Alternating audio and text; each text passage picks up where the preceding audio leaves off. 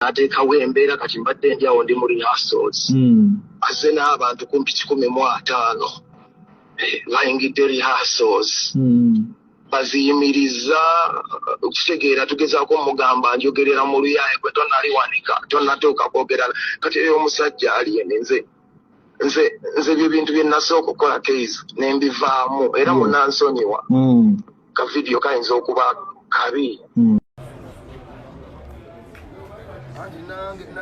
nange wange basisa abantu nange bwe mwagala mbakyalire tujja kyala nze njagala omanye omuntu yenna ajja n'akyale wange ngenda kukyalira leero bano bwe banyimiridde wakati ne kati tuli mu kkubo tubadde tujja nje taafa yayimiridde wakati taba kuba taafa ne squad mbadde nze ngenda kukyalira nze buli bwe bankyalira ngenda kukyalira kati bw'oba toyagala kukyalira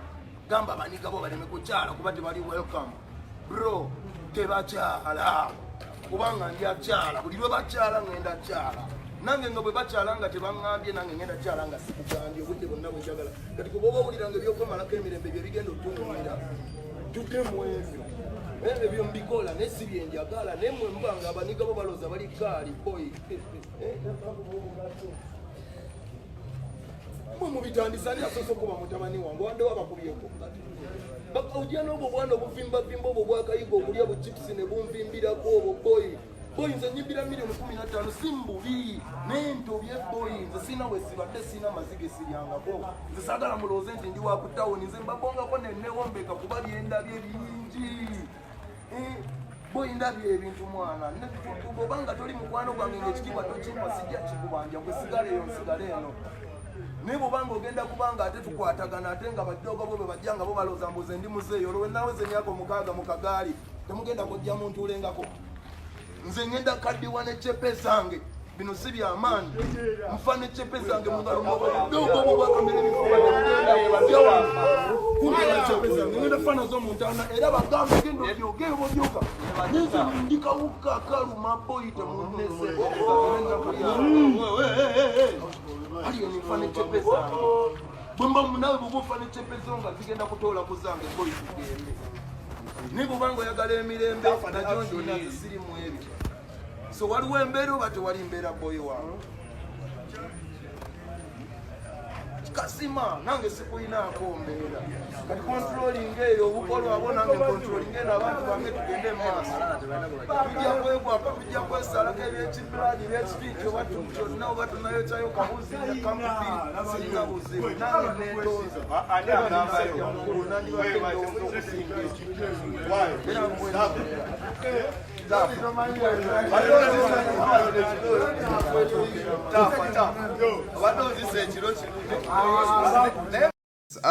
ensonga za Pallaso ne alien skin omanyi twazijja wali okuva olutalo lwe lwatandikidde stunt we yatandikidde mpozi twatandise tutya beautiful stunt coming in from Pallaso era nga stunt eno yawagiddwa Baram Sabavulu Balam yagitaddemu akasente kangi nnyo akagenze mu so alien skin yavuddeyo n'agamba nti a trap for a stunt okitegedde didn't saw it coming tubeereyo nga mwenda ffenna kyawedde bannange naye mwatuvumye naye abaana baatuvumye nze bulijjo simanyi nti nina engeri gye neefaananyirizaamu amatako oba oli gundi kugunyulya bbuju bannange nze oba ndiryani engeri gye ndi omutonotono oba ndi kakugunyukaani pinki oli mutuufu nnyo nze ndi kasala shoti abaana bano bavuma bannange mwatuvumye naye kati right now obadde n'ambitionizi z'obwemupi naye waswadde na sagala bwagala weegire bakulebudde ne bakugira bakulebudde bwe bati nimutuvumavuma amatako atuvumya amatako nga nno bo bagamba muwolereza alien sikini muli wasiru tiimu Pallaso yasinze omuntu yenna eyabadde ku Megatron n'olaba alien sikini nga oba mutwalidde ku poliisi oba n'otandikira ddala wali vidiyo gye nataddeyo nga Pallaso yeetadde mu mbeera mbu akuba alien sikini muganda wange kale bannange ne bw'oba munafu olaba n'abaganda bagamba nti akuba ekyamaanyi omukuba ekyobunafu jjukira obusungu bujja n'ogamba ekimala kimala nese bali kibanda mbwa wanise emikono kino nkibabuulira Pallaso tasobola aliye tasobola Pallaso tasobola ala alien skin ne bwaba mulema kubaga ticho ate byagize embozi yajumye bulungi alien yagambye mbu namugambye batuweemu Pallaso asobola okukiriza baba weemu era izo mugamba nabyogeddeko lwaki ompaayiriza wayita kibanda mwana omunonyeza okuba banno botu bw'oyagala okunkuba osala olukwesukweso nkube okitegedde ne bannange sooka otune ka video ka polisi video ya polisi yennyini explaining each and everything okitegedde bino ensonga we zaabaddeewo balamu eyasoose oteeka ku gundi ye eya radio 4 jjukira nti balamu ye yatazidde mu love fest sente saabavulu balamu ayina amaanyi gonna agakwata polisi okitegedde nekola kyayagala gundi webakwatidde alien skin bannange tubeere realistic mwali mulabyeko omuntu gwe bateeka kabangali nga talina mpingu newabeera talina mpingu muganda wange omusirikale ayinza okulemera olabo olane bwekabakatamiivu buno oba omukiswerekaweegwe nga kagwayo dda kenywera amalo gaako n'embugubugu zaakagwa obusukutu bw'ettama nako sebo bakateekako empingu olwaliyenze nalabya aliyensikiri embuuka gyawuka nga n'abasirikale balinga munaana wansi oli ng'amutunulira bwati nga nno bamunyumirwa bamwagala abantu ne batandika muve ku ghetto youth baffe twaganidde weera ye ghetto youth tumwagala nnyo era yazannye paati naye yafunye miliyoni nga mmeka wano temanya ali miliyoni nga 5 kubanza we nategeredde mu sitaati abadde ku Megatron video zonna zetuze tuteekayo Megatron yazze ne balaga video y'engoyi kyabadde kyetaagisa ki okwata video ng'oli alabisa Pallaso lwaki mu bonna ono omukazi w'engoye ne Pallaso ayambalira naye amazima mwatufuna nno nga kirabo n'atuvuma amabinabina abatako embugubugu Megatron koina okwekuumira owe Canada US abatuvumye kati muwulira mutya muli owulira otya mu mutima anno omuvumi ng'awulira bulungi anayina buzibu kakati yamaze okuvuma mbivumi naye nina ekyanyumidde obudda batuvuma ng'ate waliwo ababayingira ndi omwagizi waliye ni watuyingira ng'owa Pallaso siyingira mu ntalo z'abawagizi bange nze budda mbaagala anvumye leero agenda okunvuma enkya kuba saayo nankunyiiza okimanyi nti bana ababeera ku mikutu kuno obalaba saawa yonna akuvuma kati tunaakola tuti bana era mugenda era abayimbi bamwe baneekola obusolosolo tujja batakula nga mutuvuma amatako nga tusirika tubaagaza we report we break news obulimbeera yonna gundi eno stanti ki ekyasinza okukujubira right now kati kyemmanyi stanti eriko eyakuta attention y'abantu ate ekyasinza ogireetera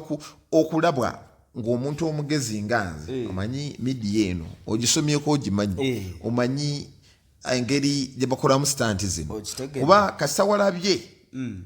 breaking news bagikubiddewa breaking news ku TV ennene eyatadde ssente mu kivvulu ne bakuba breaking news wali okirabyeko yisima we yafaani kugundi yabo bakubako ku breaking news wamala yitawo in fact breaking news era ne bagikubira mu entertainment show babaze obudde omanyi amawulire tulina kye tuyita timing okitegera kuba go gali gundi time bond tulina kye bayita prominence ngakola amanyikiddwa ani gwe balonze okitegera olowooza lwaki yalonze alien saawa eno yaboggola n'ekirala waliwo kye bayita audience interest okitegera saawa zino ani oyo amatu gwe gayayaanira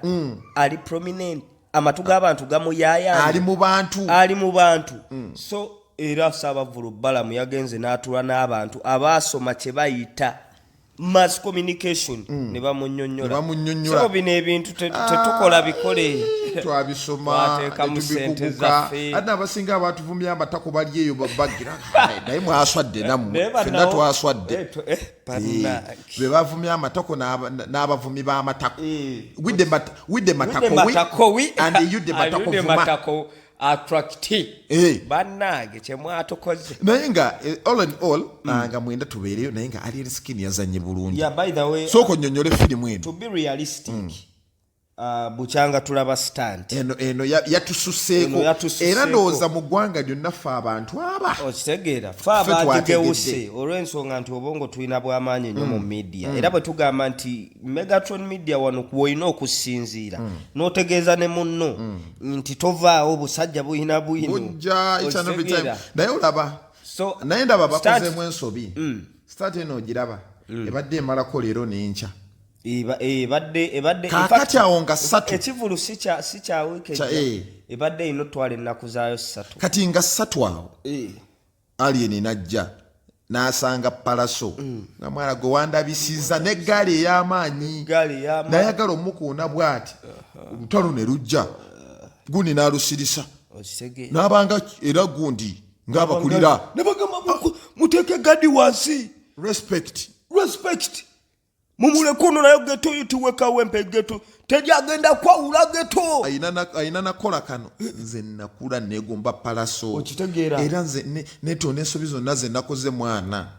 kyalina okukola ku unitinga geto oyina osika bageto yuti bonna okweyiwayo nga mwenda tejagenda kutula geto geto ye Kawempe geto ye Makinde geto ye Rubaga fenna ffe bamu ensobi yabadde yange okitegedde nze nange mwana ndi muntu nsobya neyewa omusango ogulyawo man tusule gadi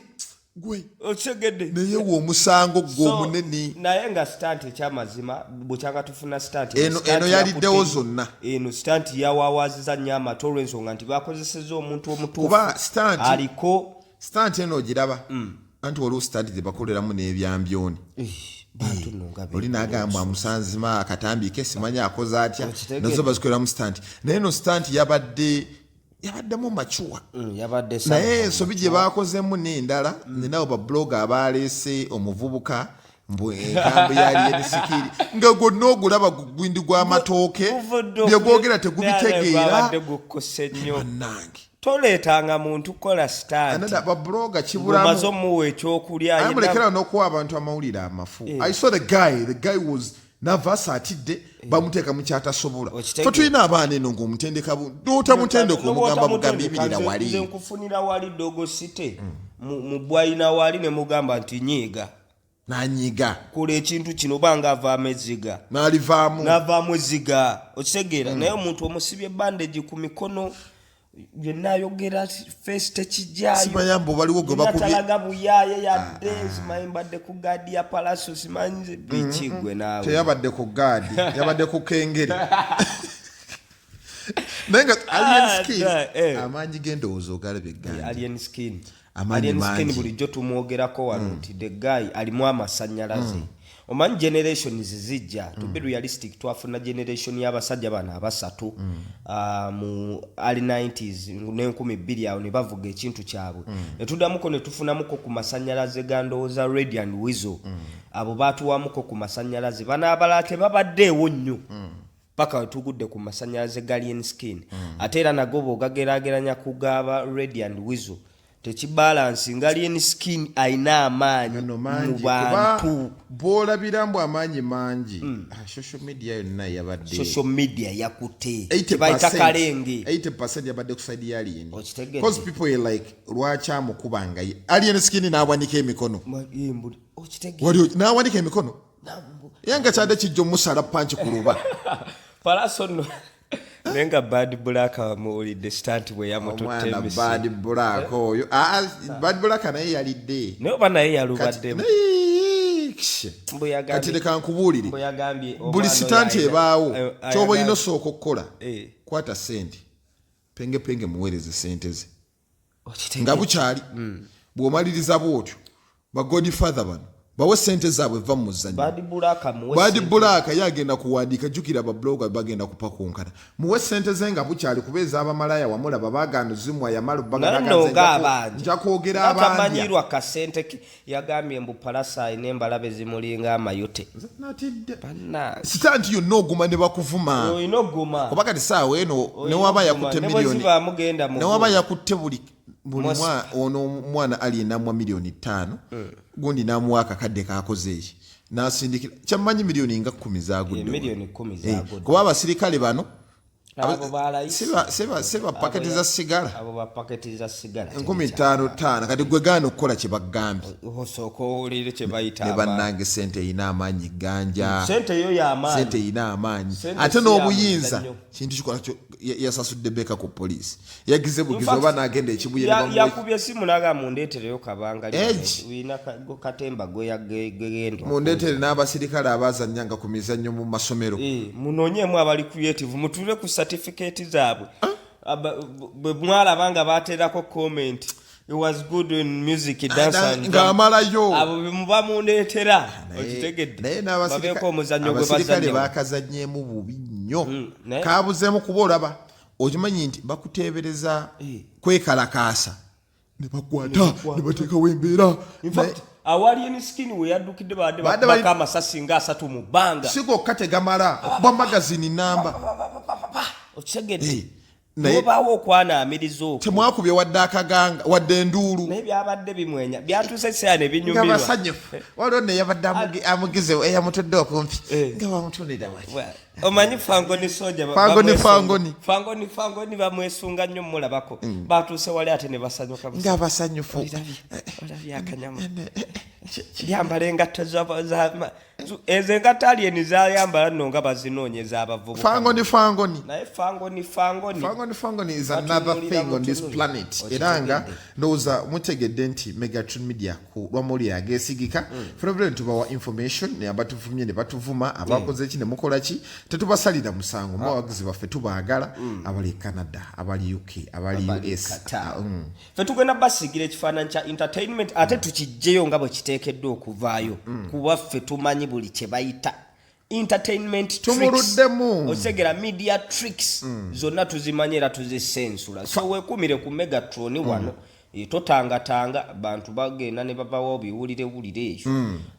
ne mukakkana nga temufunye kye muteekedde oba onyumya mbanno n'oswala abamu bapaala bamalaganyiga gwe teeka wali ogambe nti nze Megatron amawulire ajja galeeta onyigi gwe bw'owulira eri ng'ogamba Megatron ataddeyo ki ate buli kanaku story nga 10 tuzikuwa clarification kale ate nga Shafik Property Services ku 0754949325 oba 0788945753 basangibwa Mutundwe Kisigula ku Namaya Road poloti zo ziriwa Kiso